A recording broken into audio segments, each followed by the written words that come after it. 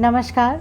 Humans of Faridabad के 36वें episode में आज हम जिस महिला से आपको मिलवाने जा रहे हैं उनके बारे में मैं कोई इंट्रोडक्शन नहीं दूंगी, क्योंकि इतना कुछ है बताने को कि जैसे जैसे हम बातचीत करते जाएंगे आपको पता चलता जाएगा। लेकिन सबसे पहले मैं स्वागत करूंगी गीता सौरोज जी का। आपका बहुत बहुत स्वागत है हमारे इस कार्यक्रम में। Thank you ji, thank you. Sarpanch हैं जनाचौली गांव से, और सिर्फ इतना ही नहीं, ज़िला पलवल की डिस्ट्रिक्ट सचिव भी हैं, सेक्रेटरी हैं भारतीय जनता पार्टी से, समाज सेवी हैं और बहुत कुछ हैं जो हम धीरे धीरे उनसे जानेंगे।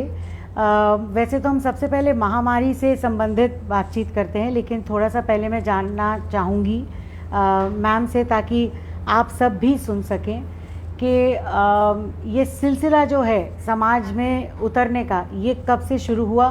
थोड़ा सा शॉर्ट में सबसे पहले गीता जी हमें ये बताइए कि आप सामाजिक कब बनी। जी, सबसे पहले मैं आपको थैंक्स कहना चाहूँगी कि आपने हमें इतनी दूर से पहचान करके और आज यहाँ बुलाया, तो आपका बहुत बहुत थैंक्स। मैं आपको बताना चाहूँगी कि 2016 में हरियाणा सरकार ने एक रूल बना दिया पंचायत इलेक्शन के लिए कि इस बार जो पंचायत के इलेक्शन होंगे उसमें पढ़ी लिखी पंचायतें होंगी। अच्छा, ये एक बहुत बड़ी बात थी। लोगों ने इसका अपोज भी किया। हरियाणा सरकार इसके लिए सुप्रीम कोर्ट तक गई। अच्छा। और हरियाणा सरकार सुप्रीम कोर्ट से जीत कर आई और सुप्रीम कोर्ट ने ये कहा कि जो सरकार कह रही है वो सही है। अब हरियाणा में जो भी पंचायत है पढ़ी लिखी पंचायत है, राजनीति की सबसे छोटी इकाई पंचायतों को कहा जाता है। अगर हमने अपने देश को बदलना है या विकास करना है, तो जब तक हम बेस को नहीं बदलेंगे मुझे नहीं लगता बदलाव संभव होगा। तो इसी को समझते हुए हरियाणा सरकार ने ये स्टेप लिया कि जो हमारी छोटी सरकार है गांव की, वो पढ़ी लिखी हो, क्योंकि बहुत सारे काम उसको करने होते हैं, बहुत सारे डिसीजन मेकिंग उसे करनी होती हैं। जैसे देश में प्रधानमंत्री होता है, गांव में सेम रोल सरपंच का होता है। बिल्कुल। तो मैं सराहना करूंगी अपनी सरकार की कि उन्होंने सुप्रीम कोर्ट तक लड़ाई लड़ी और पढ़ी लिखी पंचायतों का वो कॉन्सेप्ट लाए। और मैं आपको बताऊं एकता जी, अगर ये कॉन्सेप्ट ना होता तो हो सकता है मैं भी सरपंच ना होती। बिल्कुल। क्योंकि जब ये कंडीशन लग गई कि जो सरपंच होगा पढ़ा लिखा होगा, तो बहुत सारे लोग तो एकदम से छटनी हो गए, वो तो आ ही नहीं सकते। तो उस टाइम पर परिवार को लगा कि भाई पढ़ी लिखी हैं तो क्यों ना इनको उतार दिया जाए। एक मन में समाज सेवा की भावना बचपन से ही रही है कि हम समाज के लिए कुछ भी करें। तो दोनों ही बातों का जब कॉम्बिनेशन हुआ तो 2016 के इलेक्शन में सरपंच पद के लिए मैंने नॉमिनेशन किया और ईश्वर के आशीर्वाद से और गांव की जो सपोर्ट था जीत हासिल की, और तभी से मैं इस फील्ड में आ गई। और अब आपको 5 साल हो गए। हाँ, फरवरी में हमारे 5 साल का जो टेन्योर है वो ख़त्म हो गया है। बहुत ही अच्छा टेन्योर रहा है। जिस कॉन्सेप्ट को हम लेकर आए, जैसे देखो आज पढ़ी लिखी पंचायत का जो असर हुआ मैं आपको शॉर्ट में बताऊं। जो आज इससे क्या हुआ कि जो बुजुर्ग लोग थे, जो हम गांव में एक इमेज आती है हमारे माइंड में कि सरपंच कौन होता है, कि कोई पगड़ी वाले बाबा हैं, काफ़ी एज्ड हैं। अरे बहुत एजेड, हमें तो मुझे तो ऐसा ही लगता है शायद वो जिनका चलना फिरना बड़ा मुश्किल सा होगा। हाँ। और सारा दिन एक ही जगह बैठे रहेंगे। तो जो ये कॉन्सेप्ट आया ना एजुकेशन का, उन्होंने उनको साइड कर दिया सबको। बिल्कुल। तो इससे क्या साइड इफेक्ट हुआ कि यूथ आ गई। हाँ। पॉलिटिक्स में यूथ आ गई, छोटे लेवल पे ही सही। तो मैं ये कहती हूँ कि मैं ही नहीं, मैं अपनी बताऊं तो मैं 3 सब्जेक्ट से MA B.Ed, मैंने लेक्चरर की जॉब की है 8 साल। तो और भी हमारे नियर बाय जो विलेजेस में देखती हूँ, कोई सरपंच इंजीनियर है, कोई लॉयर है। तो इतने पढ़े लिखे लोग इसमें आ गए जी। और जो पढ़े लिखे लोग होती हैं और एक यूथ होती है, उसका एक विजन होता है। आज का युवा चेंज चाहता है, तो वो चेंज मिला हरियाणा को पढ़ी लिखी पंचायतों के कारण। सबसे बड़ी बात ये कि मतलब और बहुत सारे चेंजेस के साथ साथ पहली बात तो ये कि आप पढ़ी लिखी हैं जी। दूसरी बात ये कि आप युवा हैं, मतलब सरपंचों के हिसाब से देखें तो आप तो यू आर वेरी यंग जी। तीसरी चीज़ ये कि आप महिला हैं, तो बात ना थोड़ी सी ग्रामीण, जब हम परिवेश की बात करते हैं तो वो जेंडर पे आके अक्सर रुक जाती है। तो ये महिला, पढ़ी लिखी और युवा, ये महिला वाला चैलेंज तो रहा। हाँ, मैं 2 लाइन कहना चाहूँगी। ज़िंदगी आसान नहीं होती, खुद को मजबूत बनाना पड़ता है। ये बिल्कुल सच्चाई है। बिल्कुल, हमें मजबूत तो बनना पड़ेगा, इतना आसान सफ़र नहीं होता है। और जैसा मैं आपको बताऊं, जो हमारे हरियाणवी कल्चर है उसमें पर्दा प्रथा है बहुत ज़्यादा। तो शिक्षा पर भी जोर नहीं है। हाँ, शादी के बाद आपको अलाउड नहीं होता है, आप ऐसे ओपनली रह नहीं सकते हैं, पर्दा आपको करना पड़ेगा। इस तरह की परिस्थितियों में से निकलकर अपने आप को सेट करना, लोगों का विश्वास जीतना, परिवार का विश्वास जीतना कि हमारे घर की बहू बेटी अगर आगे जा रही है तो वो हमारे मान सम्मान को भी बरकरार रखे, बहुत बड़ी चुनौती होती है, क्योंकि सबसे छोटी इकाई तो परिवार ही है समाज का। बिल्कुल। तो परिवार, और जैसा कि आपने खास इस चीज़ का जिक्र किया, तो मैं भी ये ऑन कैमरा कहना चाहूँगी कि ये वाकई बहुत बड़ी बात है। हमने इन्हें नहीं और कितने ग्रामीण परिवेश से कितने ऐसे लोग आते हैं जो गांव के लेवल पे काम कर रहे हैं, लेकिन ख़ास आपके गांव के बुज़ुर्गों को सलाम है, क्योंकि उन्होंने इतनी बड़ी सोच को आगे आने दिया, इतना बड़ा कदम उठाया और आपको सपोर्ट दिया परिवार के साथ साथ भी, तभी आप आज यहाँ इस मुकाम पे पहुँची हैं। और इसके अलावा और बहुत सारी अचीवमेंट्स रही हैं। तो सबसे पहले मैं जिक्र करना चाहूँगी कि ये सीएम अवार्ड। जी, मैं एक बार आपको रोकना चाहूँगी। मैं आप बताना चाहूँगी कि जब मैं सरपंच बनी तो सर पे पल्लू रख के मैं भी पर्दा करती थी। अच्छा। तो जब जीतने के बाद जो हमारे गाँव का बुजुर्गों का समाज है उसने मेरे को बुलाया। अच्छा। और उन्होंने ये कहा कि बेटा आप काम करिए और आप घूंघट प्रथा से हमारी तरफ से आज़ाद है, समाज आप पर कोई उंगली नहीं उठाएगा। तो मैं उनका इतना धन्यवाद करती हूँ। एक नई ऊर्जा मुझे बनते ही मिली। मैं कहा जब बुजुर्गों की सोच बदल सकती है तो हम क्यों नहीं बदल सकते। तो मैंने भी ठाना कि जो ये लोग चाहते हैं अब तो मुझे किसी भी कॉस्ट पे वो करके दिखाना है। तो ये बहुत बड़ी बात होती है। इससे हम यूँ कहेंगे कि हमारा देश बदल रहा है। हाँ। क्योंकि हम यही कहते हैं कि अब नए न्यू इंडिया, हाँ न्यू इंडिया, नए लोग बदल सकते हैं। कई बार ये कहा जाता है कि पुरानों की सोच नहीं बदलते। लेकिन मैं उनको बहुत बहुत धन्यवाद करना चाहती हूँ और सैल्यूट करती हूँ कि मेरे जो बुजुर्ग हैं गांव के, उन्होंने बिल्कुल फ्री किया। आपको घूंघट की ज़रूरत नहीं है, आप माइक पे बोलिए, आप काम करिए और गांव को आगे बढ़ाइए। ये बहुत बड़ी बात है। जी, और आप ठीक कह रही हैं कि सबसे ज़्यादा बुजुर्गों की सोच को बदलना मुश्किल होता है, लेकिन ये नए भारत की सबसे बड़ी मिसाल है। और डिजिटाइजेशन और एजुकेशन कि उन्होंने खुद अपने मुंह से आपके कहने से पहले ही आपको पर्दा प्रथा से मुक्त कर दिया। तो सबसे पहले बात करते हैं आपके सीएम अवार्ड की। ये सीएम अवार्ड कैसे हुआ, क्योंकि आपके क्षेत्र में कितने, आपके डिस्ट्रिक्ट में कितने गांव हैं? मेरे डिस्ट्रिक्ट में 261 गांव 261 गांव में से आपको ये अवार्ड मिलना, how did this happen? Not only 261 गांव बट पूरे हरियाणा में से जो ये 6 स्टार के 2 अवार्ड हरियाणा गवर्नमेंट ने दिए वो ऑल ओवर हरियाणा में से दिए गए। All over Haryana. हाँ जी, नॉट एक डिस्ट्रिक्ट की बात नहीं है, 22 डिस्ट्रिक्ट्स में से वो दिए गए हैं। तो ये हरियाणा सरकार के द्वारा कैसे हुआ, ये रिकॉग्निशन कैसे मिला? देखो, जब मैं सरपंच बनी तो ओम प्रकाश धनखड़ जी हमारे पंचायत मंत्री थे। अच्छा। तो मैं ये कहूँगी कि उन्होंने इतना पेन लिया पंचायतों के लिए, वो सुप्रीम कोर्ट तक भी गए। पंचायत बनने के बाद पहली बार मैंने ये देखा, अपने उसमें अनुभव में देखा कि 1 वीक की ट्रेनिंग दी गई सरपंचों को। अच्छा। ये सरकार ने इस टेन्योर में जो मैंने प्रैक्टिकल देखा कि सरकार ने बहुत ही अलग सराहनीय कदम उठाए हैं। पहले पढ़ी लिखी पंचायत लाए, फिर उन जो नए सरपंच बने, मेरे को भी नहीं पता इसमें क्या होता है, क्या हमें करना है, कैसे करना है। एक थोड़ी सी आउटलाइन तो बंदे को पता हो। उसके लिए 7 डेज की एक ट्रेनिंग रखी गई। उसमें बाकायदा आपको समझाया गया कि कैसे आपके फंड आएंगे, क्या कौन आपका सेक्रेटरी होगा, क्या उसकी ड्यूटीज़ होंगी, क्या आपकी ड्यूटीज़ होंगी, आपके नॉर्म्स क्या होंगे, कैसे आप कर सकते हो, कहाँ से आप फंड ले सकते हो, दायरे क्या हैं। हाँ, तो इसकी ट्रेनिंग दी गई। और ओम प्रकाश धनखड़ जी का मैं स्पेशल थैंक्स करना चाहूँगी। जब वो पंचायत मंत्री थे उन्होंने ही ये स्कीम शुरू की, 7 स्टार रेनबो स्कीम। अच्छा। ओम प्रकाश धनखड़ जी के टाइम की है ये, उन्हीं के टाइम में चली। अब जो सरकार अब बदल गई, दूसरे टेन्योर में मंत्री भी बदल गए हैं, अब ये लास्ट ईयर में ये नहीं चल पाई स्कीम। अच्छा। तो उन्होंने तो स्पेशल पेन इसके लिए लिया और इसका बहुत अच्छा इफेक्ट देखने को मिला। तो ये स्कीम के बारे में बताइए क्या? हाँ, इस स्कीम में सरकार की जो सोच थी, बहुत अच्छी सोच थी कि हर काम पैसे से ही नहीं होता। आप अपने घर की सफाई करना चाहते हैं, आप झाड़ू पोछा के लिए क्या कितना खर्चा करोगे? पानी चाहिए, झाड़ू चाहिए। हाँ। आप में करने का जज्बा चाहिए। बिल्कुल। तो जो हमारी सरकार की गहन सोच थी वो ये थी कि कुछ ऐसे काम हैं जिनमें पैसे की भी नीड नहीं है, अगर सरपंच अपनी जिम्मेदारी के साथ उनको करें तो बहुत बड़ा बदलाव समाज में देखने को मिलेगा। बिल्कुल। अब जैसे इसमें 1 स्टार दिया हाइजीन के लिए, सैनिटेशन के लिए। जिस गाँव में गंदगी नहीं होगी, डस्टबिन वगैरह की मैनेजमेंट होगी, कहीं पानी स्टोर नहीं होगा क्योंकि मच्छर पनपते हैं, उसको हमें 1 स्टार देंगे।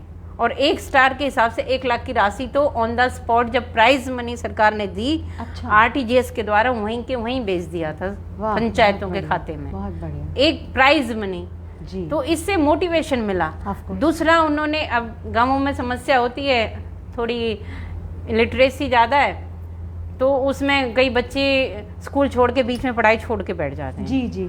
तो बहुत बड़ी बात है कि सरकार ने 1 स्टार दिया कि जिस गांव में कोई भी बच्चा ड्रॉप आउट नहीं होगा, उस पंचायत को हम 1 स्टार देंगे। ओहो। और उसमें अगर आपको 1 स्टार मिला है, 1 लाख की राशि मिली, 2 मिले 2 की, 3 मिले 3 की। अरे वाह। इस तरह से पैसे निश्चित कर दिए गए। और इसमें कोई बड़ा काम नहीं है, इसमें हमें अवेयर करना है। हमने घर घर जाकर बच्चों को समझाया कि कैसे आपने वो सोच कैसे बदली कि स्कूल नहीं छोड़ना। बिल्कुल, वो बहुत बड़ा चैलेंज। तो ये सरकार ने भी बहुत अच्छा कॉन्सेप्ट लाई। और फिर जो एक नई उन्होंने पंचायत बनाई जिसमें कि यूथ थी, जिसमें कि पढ़े लिखे लोग थे, उन्होंने उनका भरपूर सहयोग किया।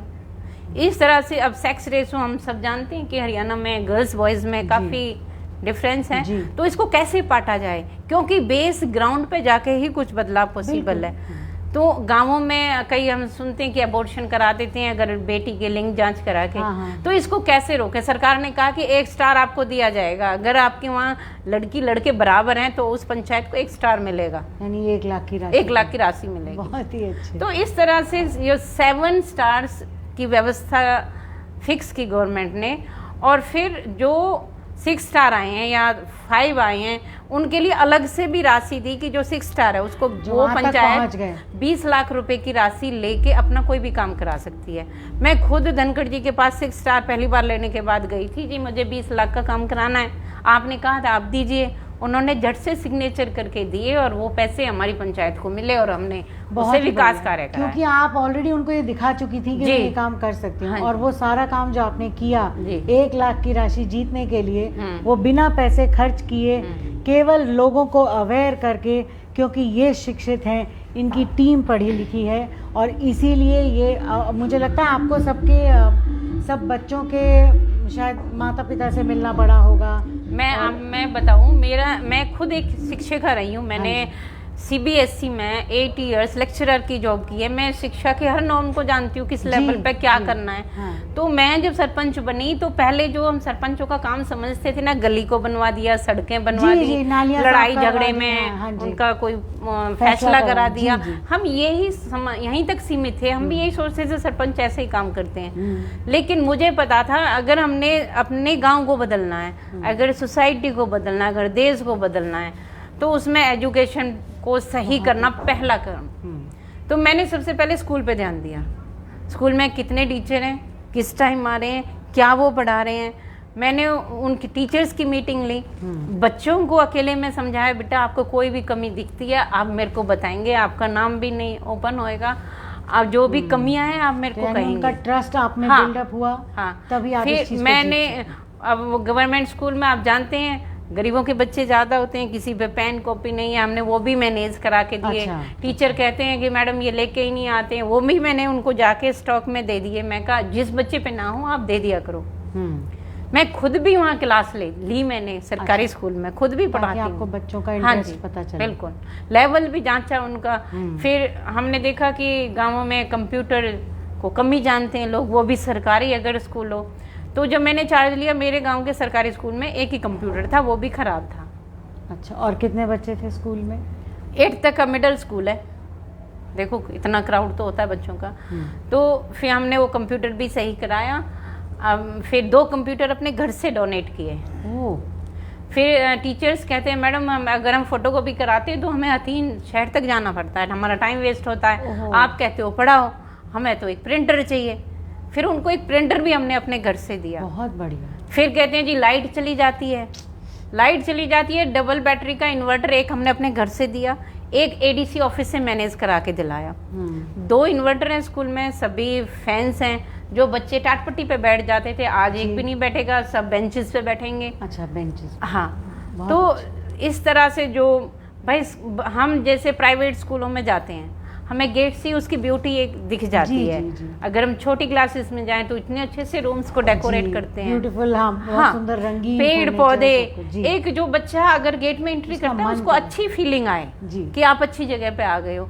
हमने इस सबको सरकारी स्कूल में उतार दिया। बहुत अच्छे। पार्किंग हो या हेज हो या ग्रीन प्लांट्स हो, पानी की व्यवस्था हो, बैठने के लिए बेंचेस की व्यवस्था हो, टॉयलेट, पानी, हाँ सब है। हाँ बिल्कुल सबके एक मॉडल स्कूल के रूप में हमने तैयार कर दिया। मेरे गांव के स्कूल को आप कभी भी चेक कर लो, washroom proper, benches proper, electricity का, बच्चों के बैठने का, एक ब्यूटिफिकेशन ऑल ओवर जी, जो जी, होता ताकि है। बच्चे का मन लगे। हाँ, जो बच्चा अगर जाता है उसको यूँ ना लगे कैसी जगह पे आ गया हूँ। एक स्कूल होता है जो सरकारी संस्थाएं गांवों में होती हैं, मेन एक गवर्नमेंट का स्कूल होता है। हाँ जी। शहरों में हम प्ले स्कूल बोलते हैं, तो गांवों में हम आंगनवाड़ी सेंटर, उसी वही रोल प्ले करता है गांव में। जी। तो जब मैंने चार्ज लिया तो आंगनवाड़ी जो हमारा सेंटर था उसके आगे गड्ढा हो, उसमें पानी भरा हुआ है, उसमें फिर मच्छर तो पनपेंगे, आगे भी उसकी कंडीशन बहुत अच्छी नहीं थी। तो फिर मैंने दूसरा स्टेप लिया कि यहाँ 0 to 3 इयर्स के बच्चे आते हैं आंगनवाड़ी में, प्ले स्कूल सेम रोल होता है उसका। तो हमने उसको डेकोरेट कराया, कार्टून्स वगैरह उसमें बनवाए, उसको फर्नीचराइज करवाया पूरा, उसको बाहर से टाइलें बिछवा के, अंदर बिछवा के पानी की व्यवस्था, वॉशरूम की, और उनको कह दिया कि आपने इनको पढ़ाना भी है, खाना ही नहीं बांटना है। तो दूसरा जो चेंज होता है वो आंगनवाड़ी का होता है। तीसरा जो होता है गवर्नमेंट की इंस्टीट्यूशन जो गांव में होती है वो हेल्थ सेंटर होता है। जी जी।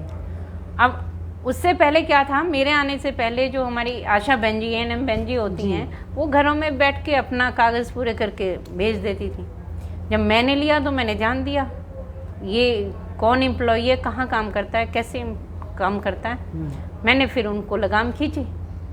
हेल्थ सेंटर बना हुआ था, 5-6 लाख की बिल्डिंग डैमेज हुई पड़ी थी, कांच टूटे हुए, कोई वाइट वॉश नहीं, कुत्ते पोटी गिर जाएं उसमें, अनवांटेड प्लांट्स उसमें ग्रो कर रहे थे, ये कंडीशन थी। बाहर से लॉक था ओहो हेल्थ सेंटर।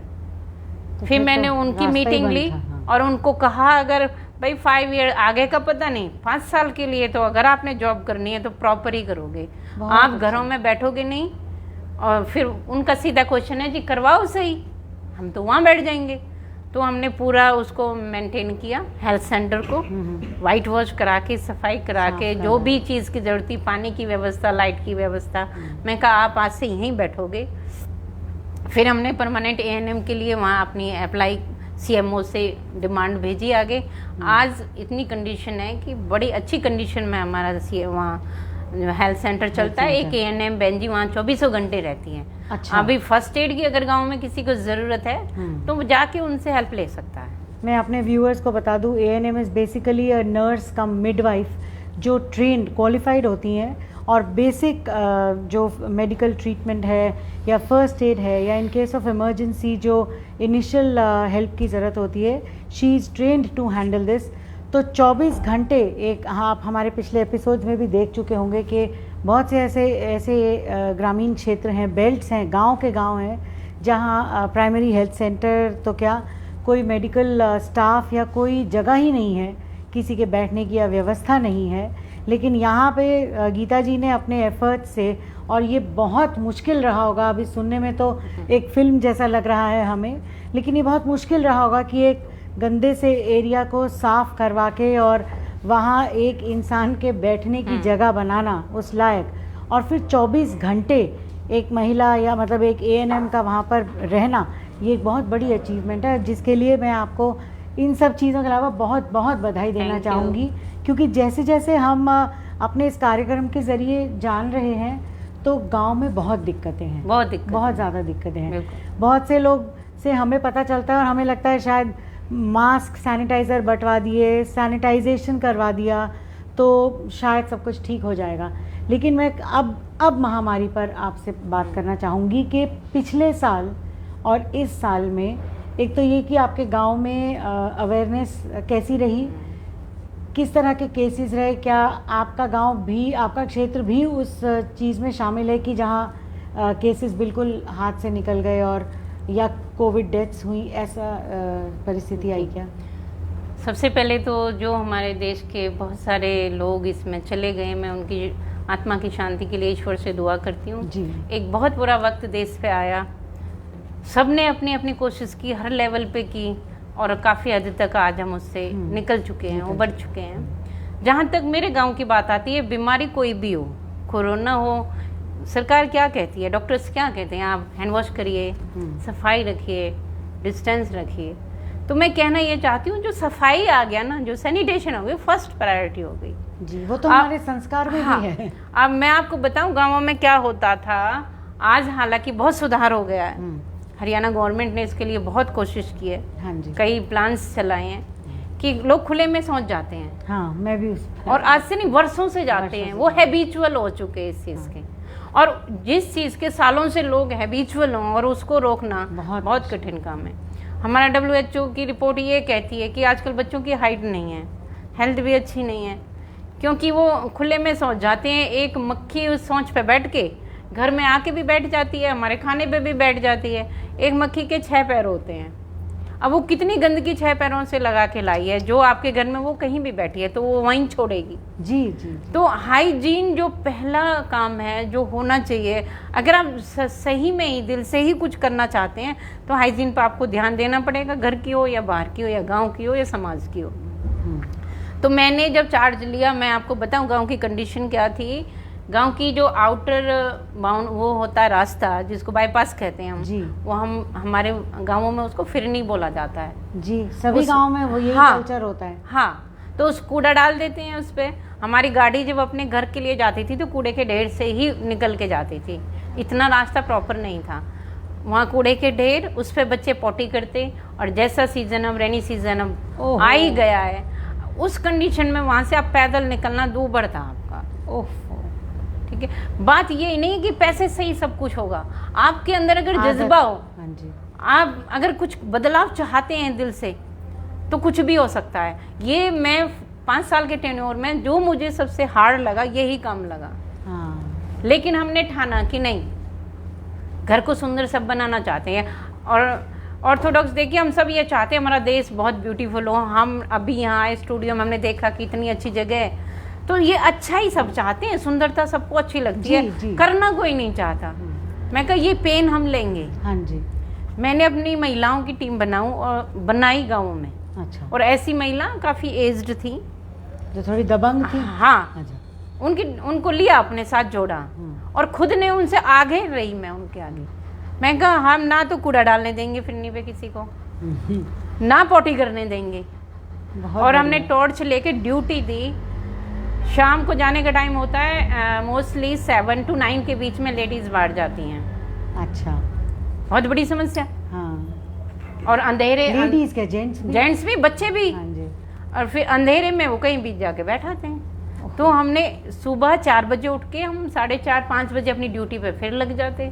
शाम को 7 से 9 बजे तक हम फिरनी पे खेतों में ड्यूटी देते कि आप ओपन में नहीं जाएंगी, आप वॉशरूम बनवाइए।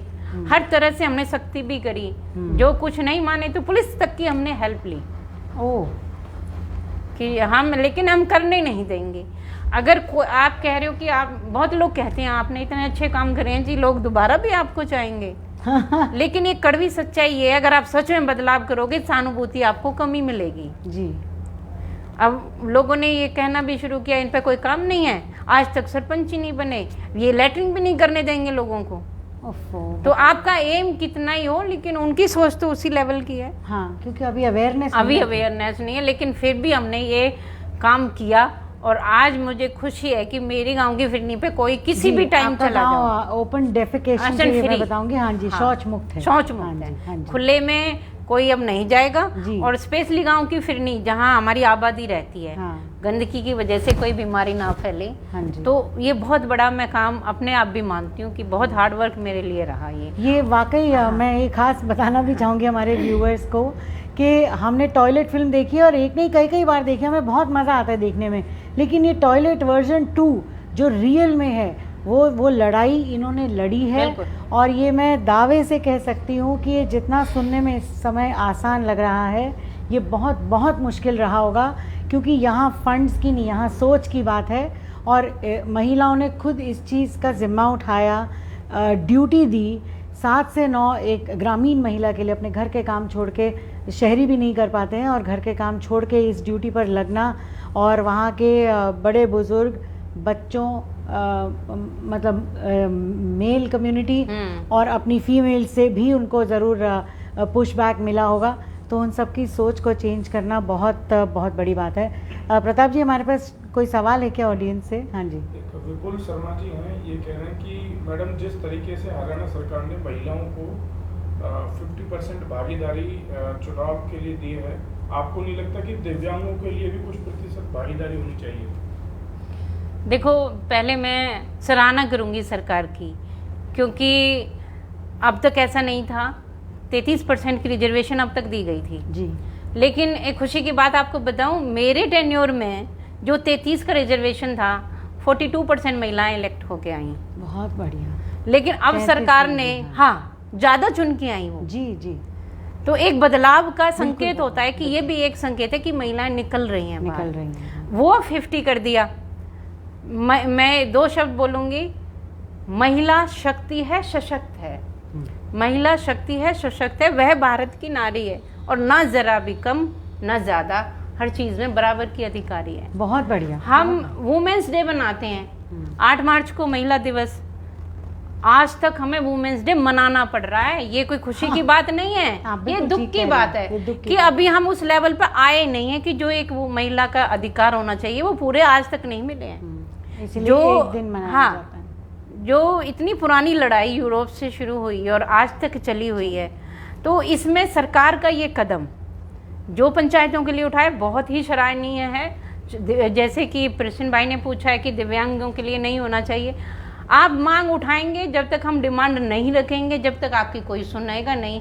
जब तक हम बच्चा रोए ना तो माँ भी उसे दूध पिलाती नहीं। बिल्कुल। तो आप अपनी मांग ये उठाओ, हर चैनल के जरिए, हर जो भी आपको मिलता है मौका, आप अपनी मांग रखिए। वो एक कमेंट और लिख रहे हैं कि मोदी जी के अनुसार दिव्यांग भी भारत की दिव्य शक्ति हैं। डेफिनेटली हैं। मैं ये कहूँगी भाई को, दिव्यांग कोई शरीर से नहीं होता, दिव्यांग तो सोच से होता है, दिमाग से होता है। कई इतने लोग हम नहीं देखते हष्ट पुष्ट हैं, वो कुछ नहीं कर रहे जी, वो टाइम अपना वेस्ट कर रहे हैं, ताशे खेल रहे हैं, सो रहे हैं, घूम रहे हैं, या ड्रिंक जो हम समाज में देखते हैं, वो क्या आप उनको दिव्यांग नहीं कहेंगे? और एक दिव्यांग तो इतने कारनामे करते, ओलंपियाड तक तो इतने मेडल्स जीत रहे हैं, इतने महान काम कर रहे हैं। अब हमारी एक बहन थी जो एवरेस्ट फतेह करके आई, शिवांगी आई थिंक, उसके पैर में या एक्सीडेंटली, ये यूपी से बिलोंग करती थी, उसकी मैंने स्टोरी टीवी पे भी देखी कि उसको ट्रेन से फेंक दिया था लड़कों ने, तो उसका पैर ही पूरा डैमेज हो गया, फिर भी वो एवरेस्ट को फतेह कराई। तो दिव्यांग कभी भी शरीर से व्यक्ति नहीं होता, उसकी सोच दिव्यांग होती है। एक योगेश डागर हैं, ये कह रहे हैं कि जनाचौली में चोरियां बहुत हो रही हैं, उसका भी कुछ ध्यान करो सरपंच साहब। देखो चोरियां, अब आप ये बताइए कि सरपंच के नॉर्म्स क्या होते हैं? लोग कह सकते हैं, चलो उन्होंने कहा, मैं उनका भी स्वागत करती हूँ, लेकिन क्या चोरी को रोकने के लिए सरपंच जाएगा? चौकीदार होता है, ये तो एक समाज का भी दायित्व है। दुख होता है, मान लो सरपंच बना दिया, क्या सब कुछ सरपंच को ही समझ लिया? आज देश के पीएम मोदी जी हैं, क्या अब मोदी हमारी चोरी रोकने आएंगे, हमारी सफाई करने मोदी जी आएंगे? मतलब लोग अपने दायित्व से बचते हैं। जो टैग आपको मिल गया कि सब अब चोरियां भी, क्या सरपंच रोकेगा? नहीं, सोचने वाली बात है। तो मैं भाई से कहना चाहूंगी, आप एक स्वस्थ समाज के लिए अपनी थोड़ी सोच को बदलें। भाई अगर ऐसी प्रॉब्लम है तो ये यंग भाई होंगे, चलो हमारे नियर बाय गांव के हैं योगेश डागर, तो इस तरह की सोसाइटी बनाए, लड़कों को, यूथ को ये करें कि भाई एक टीम बना के कि आप देखें इस चीज को, आपकी कोई प्रॉब्लम है, कोई मेरे को आके कहेगा जी आप इसमें मदद करिए। दिक्कत ये, हमारा देश आगे क्यों नहीं बढ़ता? हम बस, अगर सरकार मोदी की आ गई तो मोदी जी करें, खट्टर सरकार आ गई तो वही करें, हम अपनी जिम्मेदारियों से भाग जाएं। अब देश हमारा है, समाज हमारा है, गांव हमारा है, रहना और समाज लोगों से और हमसे मिलके बनाए, नेताओं से नहीं बनाए। सरपंच, मैं टेन्योर पूरा हो गया, मैं सरपंच लिखित में नहीं हूँ, ठीक है, जब तक नेक्स्ट इलेक्शन नहीं होते, एक जो इकोनॉमिक पावर मेरे पास नहीं है, लेकिन फिर भी ये थोड़ी ना, गांव तो फिर भी रहेगा, समाज तो फिर भी रहेगा। ये तो आते जाते हैं लोग, अपनी जिम्मेदारी कोई कैसा निभाता है। तो चलो क्वेश्चन किया, सराहना करती हूँ, उन्होंने कुछ पूछा। एक राजेश्वर कौशिक हैं, ये कह रहे हैं कि सरपंच साहिबा नमस्कार, मैंने आपके गांव को बहुत करीब से देखा है, 3-4 बार आपके गांव जाने का मौका मिला, लड़कियां लड़कियों के लिए अलग स्कूल भी है, 3-4 बड़ी चौपालें भी हैं जिनमें कोई भी व्यक्ति अपने आयोजन को कर सकता है। गांव में बैंक की भी सुविधा है, स्वच्छता की दृष्टि से गांव साफ सफाई रहती है, पीने के पानी की सुविधा भी है। लेकिन और कुछ गांव ऐसे हैं जहां जिन पंचायतों पर पर्याप्त मात्रा में पैसा है लेकिन विकास करने के लिए अपने गांव से, आपके गांव से बहुत पीछे हैं। और इसका कारण क्या है? इसका कारण ये होता है आत्मबल, कुछ करने का जुनून। हम बच्चे पढ़ते हैं स्कूल में, हम एज ए टीचर में उनको क्या बताते हैं? पढ़ तो सभी बच्चे सकते हैं, एक टीचर की खासियत क्या होती है? उसमें वो आग पैदा कर दे बच्चे में, वो जुनून पैदा कर दे, बेटा you can do, you can achieve, वो भाव पैदा करना कि वो कर सकता है। कर तो कोई भी सरपंच सकता है, अब नहीं कर रहा है तो कहीं ना कहीं मैं कहूँगी कि उसके आत्मबल की कमी है, उसमें कहीं बिल्कुल वो नहीं कर पा रहा अपनी बात को। पैशन, हाँ, जिसे हम खुद इतने एपिसोड्स में कहते आ रहे हैं बिल्कुल। कि अगर पैशन नहीं है तो फंड भी हो जाएगा, हाँ। अथॉरिटी भी हो जाएगी, कागजी कार्य भी है, लोग भी सपोर्ट करेंगे, लेकिन अगर आप में जज्बा नहीं है या जब पैशन तक नहीं किसी है, चीज के लिए जुनून पैदा नहीं जुनून करोगे नहीं है, सक्सेस नहीं मिलेगी। हमने वो बढ़िया। पागलपन पैदा करना है गांव को, हमने ठाना कि 5 साल में हमने ऐसा बदल देना है कि लोग ये कहें कि कुछ काम हुआ है। तो आपको बताऊं, इसके लिए त्याग करना होता है। बिल्कुल। 16 में मेरी बिटिया 3rd क्लास पास आउट हुई थी, 3rd क्लास में। 4th क्लास में उसका एडमिशन होना था। अब 4th क्लास का बच्चा कितना होता है और वो माँ से दूर कर दिया जाए। अब मेरे को ये पता था, अब जैसे मैंने आपको बताया कि समाज ने इतनी विश्वास जताया कि आप कुछ भी करो, आपको घूंघट से भी आज़ादी है। एक बोझ होता है कि ये लोगों की उम्मीदें ज़्यादा हैं। अब मोदी जी बने तो लोगों ने सोच लिया पता नहीं क्या क्या हो जाएगा, पाकिस्तान भी कहीं नहीं मिलेगा। एक उम्मीद जग जाती है कि ये क्या क्या ये कर दें अपने लिए। हाँ। तो फिर ये इसका बोझ होता है हमारी आत्मा पे कि लोग हमसे कुछ चाहते हैं और हमें अपना 100% देना चाहिए उन्हें, अपना जो भी वो चाहते हैं वो पूरा करें। उसके डेफिनेटली मैंने अपनी 4th क्लास में अपनी बिटिया को बोर्डिंग स्कूल भेजा, बेटे को भी भेजा, दोनों बच्चे अपने से अलग किए, तब मैं इतना कर पाई। तो त्याग तो होता है, ये भावना जिसमें होगी। और ये हमने लालच में नहीं, हम ये है कि देखो पढ़े लिखे आदमी है, आम जनता को हम कहते हैं भाई वो अनपढ़ है, सोच नहीं पाते, हम सोच पाते हैं। तो हमें यही तो फर्क है। फिर हमने समाज के लिए क्या किया, शिक्षा का क्या, अपने लिए हम सब जीते हैं। मैं ठीक है ट्रिपल में हूँ, मैं खुद एक लेक्चरर रही हूँ, मुझे पता है स्टडी का बेस कहाँ से अच्छा हो सकता है। मैं अपने बच्चों को कहीं भी पढ़ा लूँगी, मेरी कंडीशन भी ठीक है। लेकिन जो गवर्नमेंट स्कूल में बच्चे आ रहे हैं वो कहाँ जाएंगे? उनके पेरेंट्स को तो पता ही नहीं है। मैं पेरेंट्स को अलग से समझाती हूँ। मैंने PTM कराई सरकारी स्कूल में, टीचर्स कहते हैं मैडम कोई आएगा नहीं। मैंने कहा कोई नहीं आए तो कोई 100 में से 10 आएंगे ना, एक भी समझ गया तो भी हम सक्सेस हैं। जी। तो कोई पेन, इतनी गहराई से पेन लेना अगर कोई लेगा तो मेरे को नहीं लगता वहाँ बदलाव ना हो। आएगा ही आएगा, डेफिनेटली आएगा। ये आपने बिल्कुल सही कहा कि जब इंसान लीडर बन जाता है या उसे उस प्लेटफॉर्म पे बिठा दिया जाता है और लोगों की उससे उम्मीद होती है, तो उसे कई तरह के सैक्रिफाइसेस और कॉन्ट्रीब्यूशंस करने पड़ते हैं। केवल इतना नहीं कि पैसे दे के इन्वर्टर ही लगवाया या कंप्यूटर दे दिए या पंखे AC लगवा दिए, नहीं, हर तरह का कंट्रीब्यूशन और सैक्रिफाइस होता है। पर्सनल फ्रंट पे अपने इमोशंस और अपनी फैमिली को पीछे रख के आगे समाज के लिए काम करना पड़ता है। वरना 5 साल पूरा होने के बाद आपके गांव की पेरीफेरी में या वहाँ कोई भी जाके कूड़ा फेंके, टॉयलेट करे, आपको उससे कोई मतलब नहीं होना चाहिए। आप तो कुछ भी कर सकते हैं जब इनका टर्म ख़त्म हो जाए। मैं, आपने परिवार की बात की तो मैं आपसे ये बात पूछना चाह रही थी कि आपने MA किया है, B.Ed किया है, और ये मैं जितने भी हमारे कार्यक्रम में ग्रामीण क्षेत्र से पढ़े लिखे लोग आ रहे हैं मैं उनसे बोलती हूँ कि ये सबसे आसान रास्ता है कि आपने शिक्षा ली और आप बहुत मोटा पैसा कमा सकते हैं जी। शिक्षा अपने आप में एक व्यवसाय बन चुकी है अब तो। खैर, तो आपने ये गाँव छोड़ छाड़ के पैसा कमाना क्यों नहीं सोचा? देखो, आज आप मेरा इंटरव्यू कर रहे हैं, एक टेक्निक आ गई कि आज हम एक फ़ोन के जरिए कितने लोगों से कनेक्ट हो गए। जी। आपने कभी ये सोचा कि ये टेक्निक किसी ने विकसित की होगी? कोई हम जैसा इंसान होगा जिसने ये बना दिया। हम कंफर्ट जोन में यहाँ बैठे हैं, AC चल रहा है, कोई दिक्कत नहीं हो रही जी। तो हमने कभी ये सोचा ये AC किसी बंदे ने बनाया है और वो उसका भोग कौन भोग रहा है? समाज भोग रहा है, सुख भोग रहे हैं हम उसका। जी। लेकिन किसी ने उसकी मेहनत नहीं देखी। हम इंसान हैं, अपने लिए तो सभी जीते हैं, अपने लिए तो पशु भी जीते हैं। हाँ। बच्चे तो उनके भी होते हैं, कमाते भी हैं। पाल एक तो वो भी लेते हैं। चिड़िया भी घोंसला बनाती है, दाना ला के बच्चे को भी खिलाती है। तुम इंसानों में और पशुओं में अंतर क्या है? अंतर यही है जो मैं मानती हूँ, हाँ जी। कि हमारा एक ये धर्म है कि हम समाज को क्या देख कर जाएं। हम समाज में रहते हैं, समाज से ही हमारा जीवन चल रहा है। अगर हमारे आसपास कोई ना हो ना, कितनी बड़ी कोठी हो, मन भी नहीं लगेगा। बिल्कुल। ठीक है, तो हम समाज को क्या देकर जा रहे हैं? हम किसी ने फ्रीज बना दिया, ठंडी ठंडी चीज़ों का हम आनंद ले रहे हैं। एसी बना दिया, फैन बना दिए, कितना समाज सुख भोग रहा है। तो आप अपनी जजमेंट करिए। मैं तो हर किसी को कहती हूँ, आप जाते टाइम अपनी भी तो जजमेंट करो। आप भी तो ह्यूमन बीइंग हो, क्या देके जा रहे हो इस समाज को? बिल्कुल। तो ये सब सोच के मैंने अपना सब कुछ छोड़ा। मैं कहा इंसान होने का भी तो कोई धर्म है। अब अपने बच्चों को तो सभी बढ़ा लेंगे, हम भी बढ़ा वो लेंगे, तो कर ही लेते हैं। अपना पैसा भी कमा लेंगे।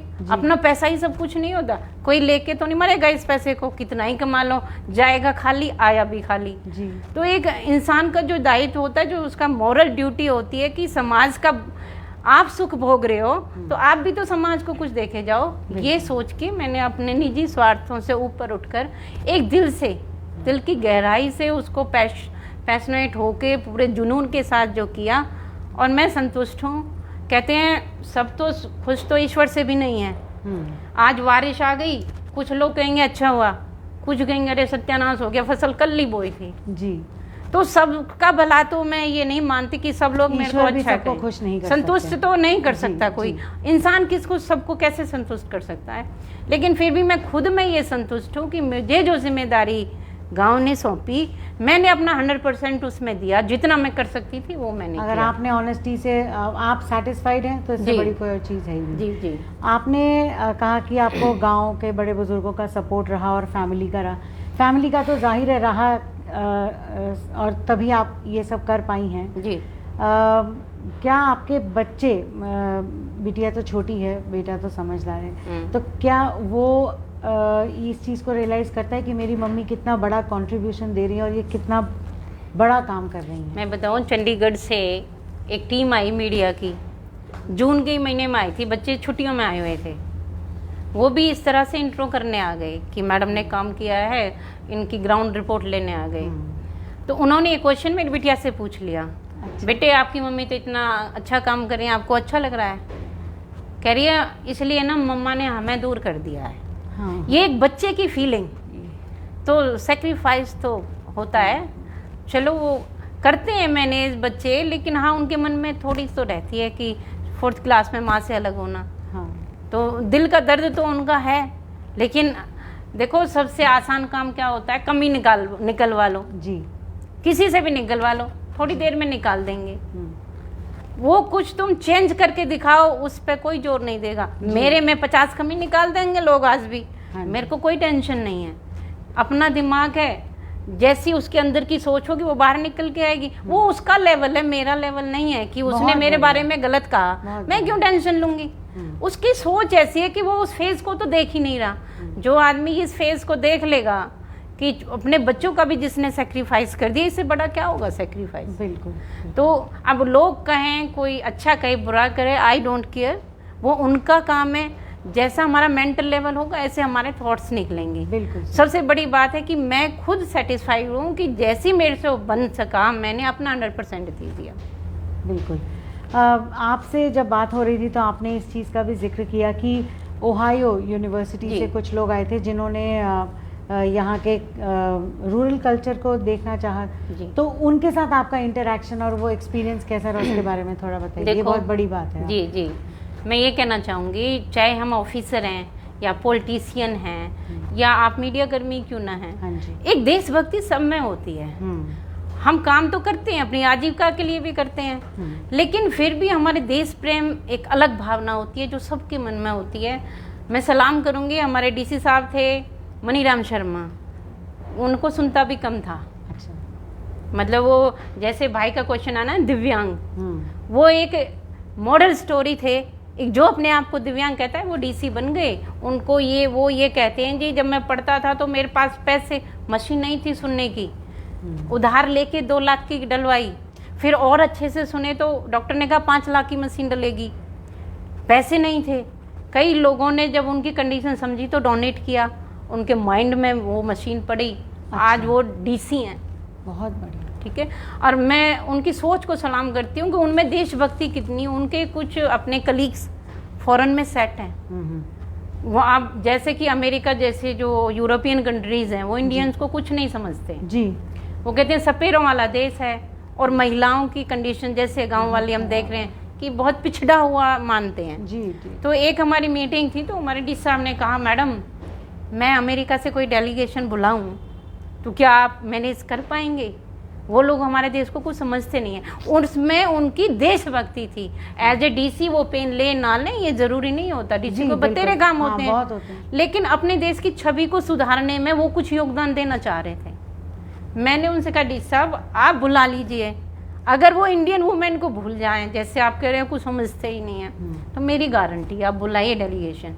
तो होयो यूनिवर्सिटी और बरवेला, एक 2 यूनिवर्सिटीज़ के रिसर्च करने वाले स्टूडेंट वहाँ आए थे। डी साहब ने पूरी मैनेजमेंट डीसी हाउस में की, उन सबको डिनर दिया। जो एक्टिव सरपंच थे उनको भी वहाँ बुलाया, तो एक दूसरे से रूबरू कराया कि आप लोग रिसर्च करने हैं, बात करिए। हाँ, तो सबसे पहले माइक मुझे दे दिया गया कि मैडम आप स्टार्टिंग करिए। अब मुझे पता था ये फॉरेनर्स हिंदी तो जानते नहीं है, तो आपको ट्रांसलेटर दिया गया? नहीं, मैंने डायरेक्ट इंग्लिश में उनसे बात की। वाह, बहुत अच्छे। तो बातचीत हो गई। आप सच मानो वो लोग शर्माए, मैं नहीं शर्माई उनसे। मैंने कहा you can ask any question what you want. Hesitate वो होंगे, हम नहीं होने वाले। बहुत अच्छा। तो डीसी साहब को अच्छा भी लगा और वो शॉक्ड भी हो गए। कह रहे मैडम आपने तो कमाल कर दिया, आपको ज़रूरत क्या थी सरपंची में सर खपाई करने की, ये आपने फैसला गलत ले लिया। मैं कहा सर आप मेरे को एक बात बताइए, आप डीसी हो, आईएएस का नेशनल लेवल का सबसे हार्डेस्ट एग्ज़ाम माना जाता है, जिसको क्रॉस करके बंदा कोई भी इस रैंक पे आता है। हाँ जी। मैं कहा क्या आप कोई डिसीजन लेना चाहते हो और आपके पास ऊपर से फ़ोन आ जाए किसी नेताजी का, हो सकता है आपका ज्ञान रखा रह जाए। बिल्कुल सोचने वाली बात है कि जो हमारे लॉ बनाते हैं जी, विधानसभा में या लोकसभा में, हाँ जी, वो अनपढ़ चल जाएंगे। ठीक सही है, बात है। और जो उनको फॉलो अप कराते हैं जो जनता है वो पढ़ी लिखी हो। बहुत गहरी बात। ये बहुत गलत सिस्टम है। मैंने कहा सर आप मेरे को ये बताइए क्या राजनीति गधों के लिए है? अनपढ़ लोग आ जाए इसमें? वो हमारे लिए कानून बना रहे हैं, हम उनको फॉलो कर रहे हैं। तो क्यों ना हम पॉलिटिक्स में अच्छे लोग, अगर पढ़े लिखे लोग आ जाते हैं तो वो क्या अच्छा नहीं कर सकते? फिर उन्होंने कहा मैडम सॉरी, मैं आपकी सोच को दाद देता हूँ, मैं ही गलत था। तो ये सच्चाई है। जैसे पढ़ी लिखी पंचायत हो गई, मैंने अपने लेवल पे भी कहा इस बात को, मैं कहा एमएलए के लिए और एमपी के लिए भी एजुकेशन लागू की जाए। बिल्कुल ठीक है, हरियाणा लेवल पे मैंने ये बात ऊपर तक उठाई, तो हरियाणा गवर्नमेंट का तो फिर यही कहना है कि अपने लिए हम रूल नहीं बना सकते। भाई हम अपने लिए रूल नहीं बना सकते, वो सेंट्रल गवर्नमेंट बनाएगी। जी। तो मैं तो ये चाहती हूँ, आप मीडिया एक बहुत बड़ा जरिया है लोगों से, एक वो विंडो है जिससे हम बहुत कनेक्ट हो जाते हैं जी। तो आप ये मुद्दा भी उठाइए आवाज़, और जो ये ऊपर तक पहुँचे और वहाँ हलचल पैदा हो के ऐसा कानून बनना चाहिए। बिल्कुल, कम से कम मास्टर डिग्री हो जो एमपी है। जी जी। आप इतने एरिया को होल्ड कर रहे हो, आप लॉ बनाने की उसमें बैठे हो और आपकी एजुकेशन कुछ नहीं है, तो क्या करेंगे आप? तो हाल आजकल पंचायतों पे तो हरियाणा सरकार के अंडर में आता था, उन्होंने पढ़ी लिखी पंचायत का कॉन्सेप्ट ले आए, लेकिन हमारे मेंबर ऑफ लेजिस्लेटिव और मेंबर ऑफ पार्लियामेंट भी एजुकेटेड होना चाहिए, उनकी कंडीशन होनी चाहिए जैसे आज पंचायतों में। ये मेरी अपनी डिमांड है और आप भी इस बात को अपने माध्यम से आगे बढ़ाइए। जी बिल्कुल बिल्कुल। एक सवाल मैं आपसे पूछना चाहूँगी कि जैसे आप एजुकेटेड हैं, अब आपसे बहुत सारे लोग और कुछ नहीं तो केवल गांव में उन्होंने देखा कि भाई इतना बदलाव आप लाई, फिर आपको सीएम अवार्ड से सम्मानित किया गया। आप एक योगाचार्य भी हैं और अपने स्कूल टाइम से योगा करती आ रही हैं, नेशनल अवार्ड विनर है 3 बार, और आपने महामारी के टाइम पर भी खास योगा को बहुत मतलब बतौर इम्यूनिटी डेवलप करने के लिए महिलाओं को योग के लिए प्रेरित किया और खुले में सोशल डिस्टेंसिंग का ध्यान रखते हुए। तो इस चीज़ को गांव की महिलाओं ने कैसे एक्सेप्ट किया, मतलब आपके इस जज्बे को? देखो योग जो है हमारी कल्चर का एक बहुत पुराना हिस्सा है। जी। ये अब पैदा नहीं हुआ है, या ऐसा नहीं है कि रामदेव जी आ गए इन्होंने कोई नया योग लागू कर दिया। वही पतंजलि का योग जो हमारे ऋषि मुनि हजारों साल पहले लिख के चले गए, जी। वो बता के चले गए, ऐसे करोगे ऐसे होएगा। तो ये बहुत पुराना ज्ञान है। दिक्कत क्या है, हमारी जो कल्चर है वो इतनी समृद्ध है, इतनी रिच है, हम उसको समझ नहीं पाते। आज नासा अगर किसी चीज़ पर रिसर्च करके यूँ कहता है कि जब ब्रह्मांड घूमता है, आप सर्च मार सकते हो गूगल पे, हाँ जी। तो उसकी जो साउंड निकलती है वो कौन सी साउंड होती है? वो ओम की साउंड होती है। अगर नासा ने कह दिया तो हम मान लेते हैं, और जो हमारे ऋषि मुनि कह गए उसको हम इग्नोर करते हैं।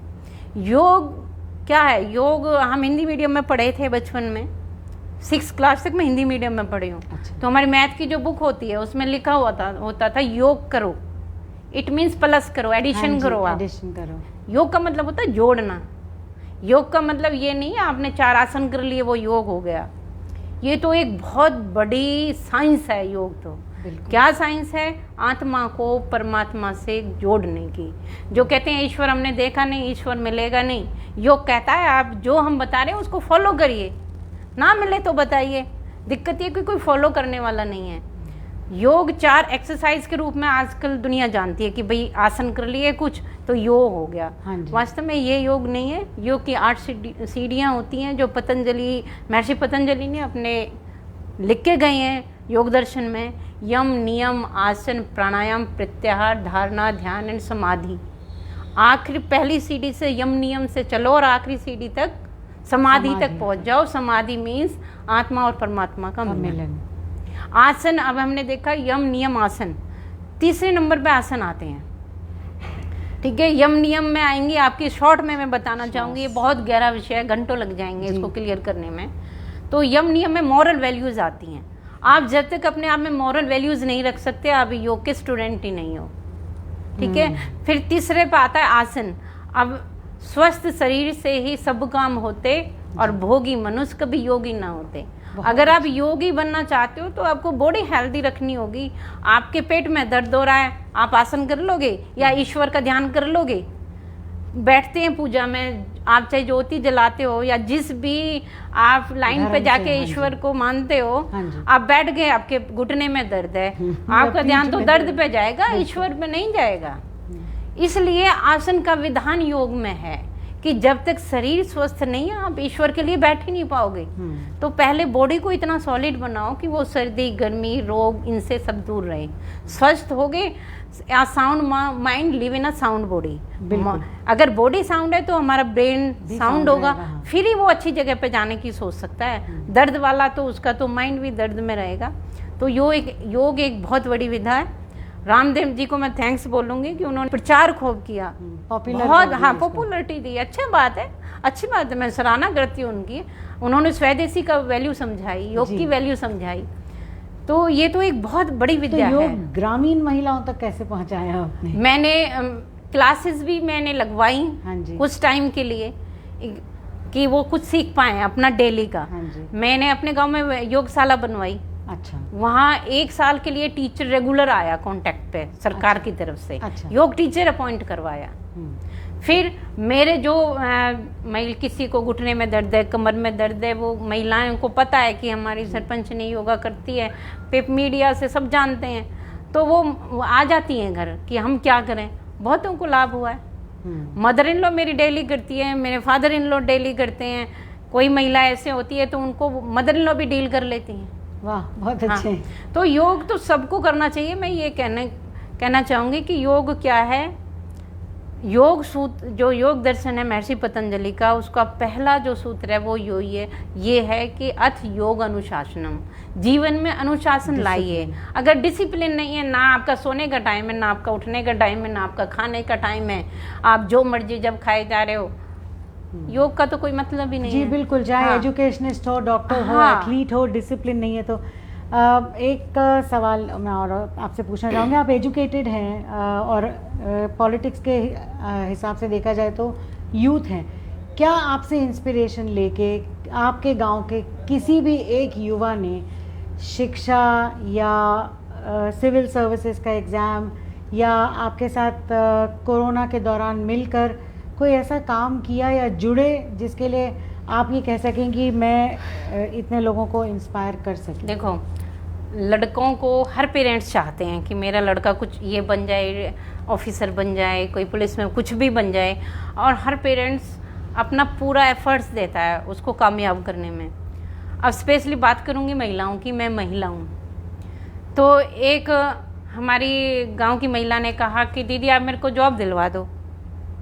अब जॉब, सरकारी जॉब इतनी आसान तो है नहीं कि हर किसी को ले पकड़ के दे दी। मैंने उसको सबसे पहले मोटिवेट किया, मैं कहा देख, ये हमारे गांव की कुछ बुजुर्ग महिला हैं, आप इनको पढ़ाओ 3-4 महीने, जब फसल का टाइम नहीं होता है, फसल के टाइम में गाँवों में सब बिजी होते हैं जी। मैं कहा आप इनको काउंटिंग सिखाओ 100 तक, और ज़्यादा नहीं करवाना, ANR सिखा दो, जो ये मोटा मोटा हिंदी तो पढ़ लें, बच्चे बाहर रहते हैं तो कम से कम यूँ तो देख लें किस बच्चे का फ़ोन है। मैं कहा आपको सैलरी मैं दूंगी। ओह, उनको नोटबुक्स, पेन, पेंसिल भी मैंने दिए। मैं कहा बीच बीच में मैं भी पढ़ाऊंगी, पर मेरे पास इतना टाइम नहीं है कि डेली में पढ़ा पाऊँ, जी। तो आप यहाँ करो। और फिर सारा काम सरपंच तो नहीं हाँ, करेगा। सारा तो नहीं, यही तो दुख होता है, लोग ये नहीं किया जी, अरे आप क्या कर रहे हो, वो एक अकेला क्या करेगा, वो भी तो आपके सहारे से चलेगा। अगर आप कहोगे, अगर हमने इतनी कोशिश की तो ऊपर वालों को हिला के गांव बदला ना। जी। पैसे भी लाए, लड़ाइयाँ भी लड़ी गांव। अब कोई सपोर्ट नहीं करे, कोई यूँ सोच ले जी सब काम यही करते, ऐसा कभी भी नहीं होता। ऐसे देश ना घर बदलेगा ना देश बदलेगा। तो उस बहू का घर से निकल के मैंने गवर्नमेंट स्कूल में बैक साइड में हमारा एक रूम है, वहाँ उनकी क्लास मैनेज करी, बहुत अच्छा। तो वो निकलना सीख गई घर से। फिर मैंने कहा, मैं कहा देखो आपकी जैसी एजुकेशन है, मैं आपकी हेल्प करूँगी, आप प्राइवेट सेक्टर में जॉब शुरू करो, नॉलेज गेन करो। कुछ दिन उसने प्राइवेट सेक्टर में भी ज्वाइन कर ली जॉब। अच्छा, उसको लगा अब कुछ और किया जाए, उसने कपड़ों की शॉप कर ली। अच्छा। आज वो इतनी हिम्मत रखती है कि मार्केट आती है, सामान ले जाती है, घर में सेल करती है। हाँ, उस पर ज़्यादा बाउंडेशन लगाने से पहले कोई भी सोचेगा भाई सरपंच भी तो महिला इतना कर रही है तो निकलने दो बाहर, करने दो। ठीक है। एक सेल्फ हेल्प ग्रुप होते हैं, स्वयं सहायता समूह। जी जी। ये गवर्नमेंट की स्कीम के तहत होते हैं। इसमें महिलाएं 30 रुपीज़ वीकली जमा करती हैं बैंक में। अच्छा। 3 महीने तक अगर उनमें आपको मान लो 2000 की ज़रूरत हो गई तो उनको मांगने की ज़रूरत नहीं है, ना हस्बैंड से ना किसी और से। वो उनके जो ग्रुप के इकट्ठे होते हैं उनमें से लेके काम चला लेती हैं। बहुत अच्छा। और कम ब्याज पे आप फिर आपस में फिर जमा करा देती हैं। अच्छा। बैंक में जमा कराती हैं। जब 3 महीने ग्रुप को चलते हो जाते हैं तो 10,000 गवर्नमेंट की तरफ से आ जाते हैं। बहुत वो बढ़िया। उनको देने भी नहीं होते कि तुम अपना लेन देन करती रहो, इनको भी यूज़ करो। वाह। 6 महीने होने पे 20,000 आ गए। अब वो मेरे गाँवों में 18 सेल्फ हेल्प ग्रुप काम कर रहे हैं। पर उनकी अवेयरनेस भी तो आपने कराई होगी ना। हाँ, स्पेशल 17 जानकारी दिन नहीं टीम होती रखी तो। हमने। 17 दिन भिवानी की टीम बुला के अपने घर रखी मैंने। वो उन्होंने ट्रेंड किया, मोटिवेट किया, उनके ग्रुप बनवाए। 17 दिन में गए थे वो लोग। अब ये है कि एक ST महिला है, BA पास है वो, लेकिन चांस मिले तो कोई ऊपर निकले, उसको ग्रुप में ले लिया। फिर ग्रुपों में गांव का हेड बनती है महिला, उसको हेड बना दिया। ग्रुप अच्छे चले तो उसने लोन लेके ग्रुप से अपने हस्बैंड को ऑटो दिला दिया। बहुत बढ़िया। भाई एक महिला इतना कर सकती है कि वो जेंट्स के लिए आजीविका का साधन उपलब्ध, और क्या चाहिए। जी। तो मोटिवेशन तो मिलता है, लेकिन आपको पायोनियर बनने के लिए बहुत संघर्ष करना पड़ता है। बिल्कुल बिल्कुल। तो हम तो खुश हैं, चलो समाज आगे बढ़े, उसका ईश्वर ने हमें निमित्त चुना, हम करने वाले कोई नहीं है, सब ईश्वर की व्यवस्था होती है। हमें चुन लिया, ये भी उसकी कृपा है, और हम सब की ये ड्यूटी है कि हमें समाज के लिए कुछ ना कुछ ज़रूर करना चाहिए। ये आपने बहुत अच्छी बात की। इतनी सारी चर्चा के बाद, इतनी सारी इन्फॉर्मेशन लेने के बाद मुझे तो बहुत मज़ा आया बात करके गीता जी से। और मुझे ऐसा लगता है कि ऐसे कुछ लिविंग एग्जाम्पल्स हैं जिनकी बातचीत से, जिनकी कहानी से, जिनके एक्सपीरियंस से, अनुभव से हम इंस्पिरेशन ले सकते हैं, हम बहुत कुछ सीख सकते हैं। ये कोई फ़र्क नहीं पड़ता कि वो ग्रामीण क्षेत्र से हैं या शहरी क्षेत्र से। अर्बन और rural does not make a difference. It is just about inspiration, and inspiration can come from the slightest and the smallest source. So Geeta ji, मैं आपको एक बार फिर से धन्यवाद कहना चाहूँगी कि आपने हमसे इतनी अच्छी पॉजिटिव बातें की, और आपकी बातों से आई एम श्योर कि बहुत से लोग इंस्पिरेशन भी लेंगे। प्लीज़ सोसाइटी में कंट्रीब्यूट करते रहिए। आपके पास कोई पोस्ट या डेजिग्नेशन है या नहीं, अगर आपको ये समाज अच्छा चाहिए तो उसमें आपको भी अपनी तरफ से योगदान देना होगा। और हम गीता जी जैसे इंस्पायरिंग लोगों को आपके सामने लाते रहेंगे। कल फिर हम 4 बजे आपके सामने हाजिर होंगे। आपका बहुत बहुत धन्यवाद Geeta ji. Thank you so much. Thanks to our viewers also for watching us. Thank you.